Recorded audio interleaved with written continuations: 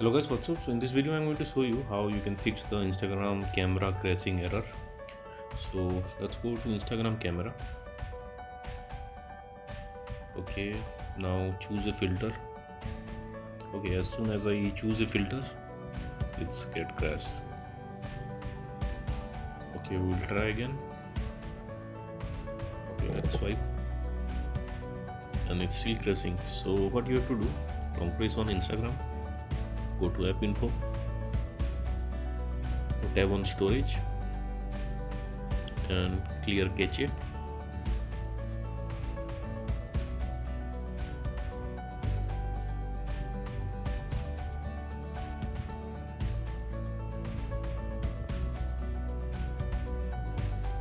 Okay, cache is clear.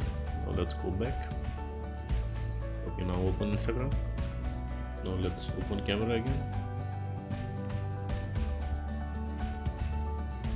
Okay, now choose one lens and now Instagram is not crashing. So that's it guys. Likewise you can fix the Instagram camera crashing error. So thanks for watching the video guys. See you in the next video.